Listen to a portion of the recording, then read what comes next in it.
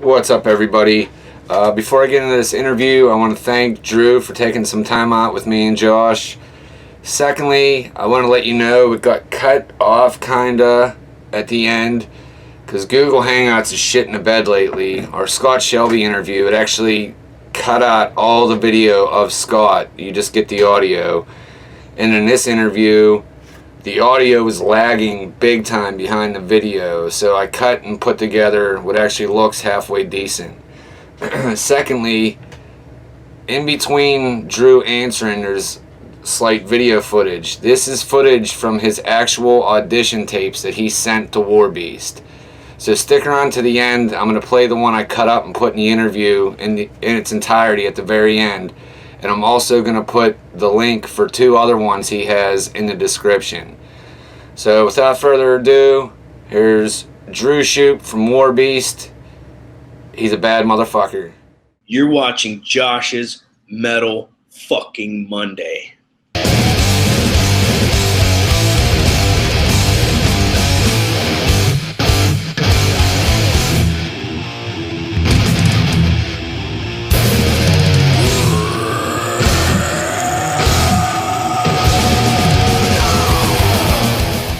Well, probably when I was like in 8th grade, my dad took me to go see Van Halen, and that's what kickstarted. And it was with David Lee Roth, which was awesome, but it was crazy. And then, so that was like 8th grade, and then I got really into Buckethead. You know Buckethead? Oh yeah. I'm still into it. We just saw him the other day at the House of Blues with Scott and Lyric. Nice.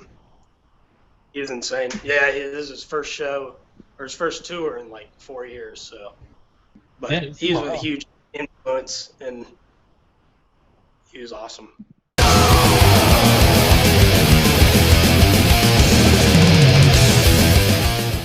It's insane. I mean, I looked up to I still do, to all these guys, and that's awesome. All their other bands and stuff, and it's still surreal. I keep saying that, but it is surreal. Like, we're recording an album, it's crazy.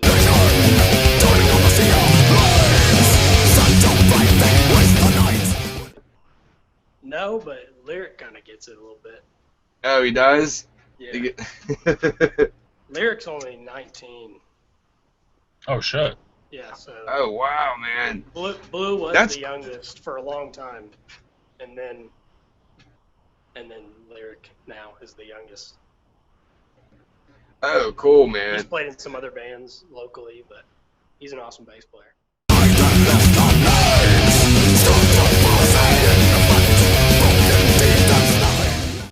It was pretty surreal. Yeah, so that picture, that was last July. It was a year ago, almost exactly. And I think it was around Scott's birthday. I think it was his birthday.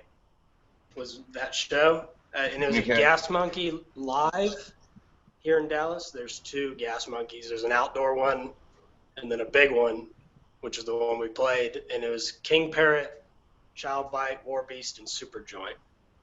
And that was my first time. That was like my first big show with I mean, we had played like around Fort Worth and Dallas and Shreveport, and like did a couple warm-up shows since I joined, and then that show was crazy though. That was the first big show for me. And it was insane. Looking over and seeing Phil and everybody watching me was insane.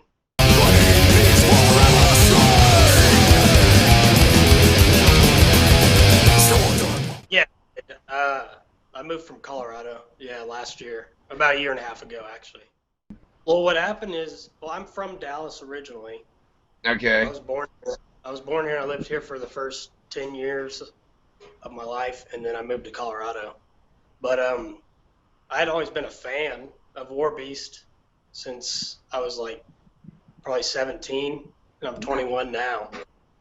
But I would, I'd seen him with Down a couple times in Denver, so I liked it a lot, what they were doing. So I went I tried to Blue. Yeah, but anyway, he plays with Hank 3, Yeah. and he had come to Denver with Hank 3, and I had met him there to give him some edibles and stuff, and we were just talking about it. I mean, we had been talking about me coming to just jam and just try out a little bit, and so I went down for Christmas to see my family down here in Dallas, and so I was like, that'll be a good time to try out. So we just jammed for like 2 days, and then I moved down probably 2 weeks later.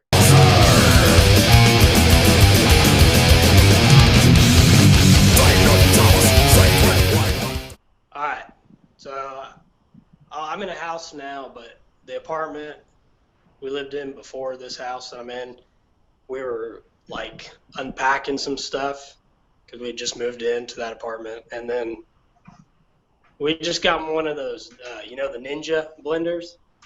Yeah. Yeah, they work. They're awesome at what they do, but we're just packing and stuff, and it had like shit all over it from fruit and shit. So we just like, I was trying to wash it off, so I was washing every piece individually, and so I put the blade on the counter next to me, and I had reached over, and the cat had jumped from the right where my hand was, jumped onto the fridge, and then fell back down on my hand, and it just pushed it on, and it happened so fast I didn't even know what happened. Yeah, we went to the emergency room right after that, and so they could stitch it up because it was all the way down.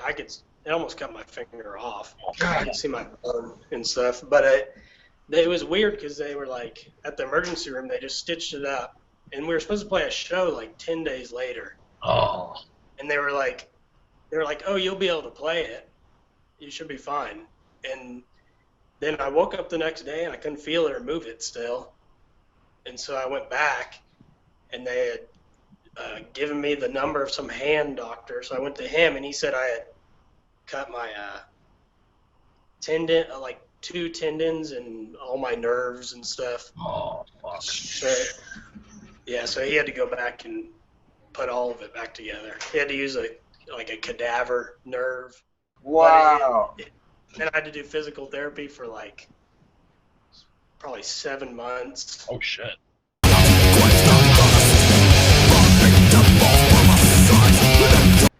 Oh, well, I knew they told me they were going to wait and stuff, which was awesome.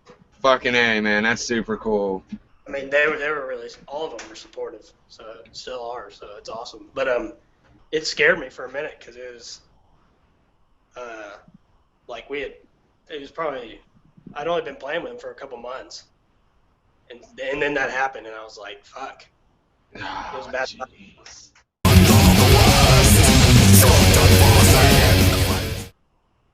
It did at first, but now it doesn't. I mean, it's still numb in some spots.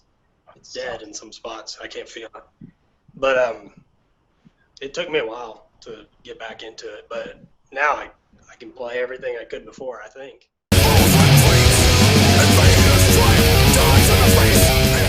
Past the inlay. Oh my god, is that carved in there? Yeah, it's all carved in the wood. Ooh, dude, that's fucking beautiful. Yeah, and that's a shout out to Hutchinson Guitars from the UK.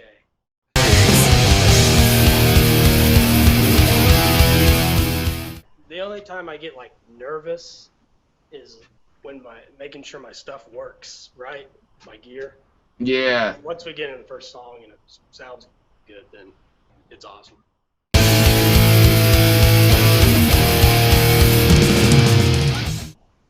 The European festivals and all those, which would be insane. That Hellfest, and that was like 125,000 people when they played. That'd be a crazy festival to play. Yeah, but I hear the Europeans love it, so I'd like to play that at some point.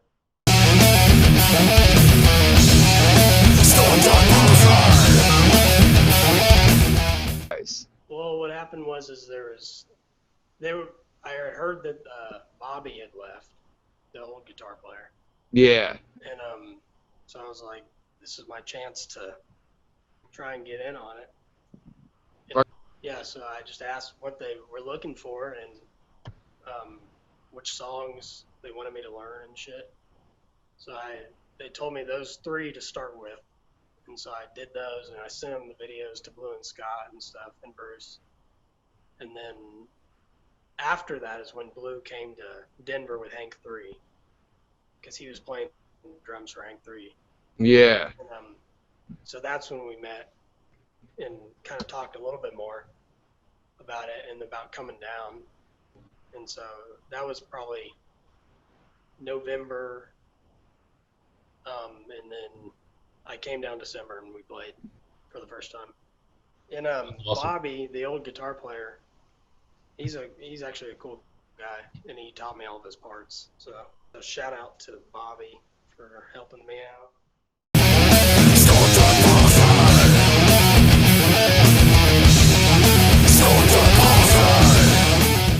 Yeah, I mean it's there's definitely a lot that goes on here that I've noticed. I mean, just like the stories and stuff from people, it goes so far back, and you can just tell that there's a lot of like history in this city or in Dallas Fort Worth.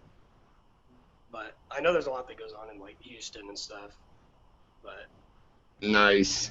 Dallas is a good place to be, I think.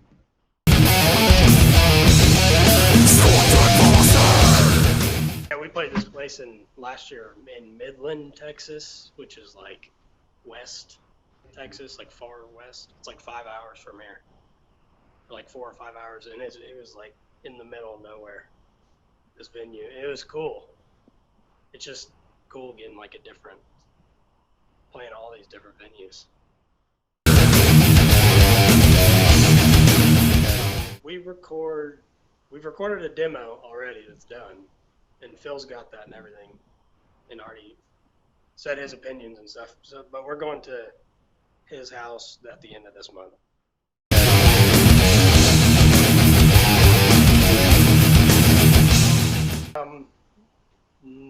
Not really at the moment. I mean, we have a demo, but that's just kind of a reference for us and stuff.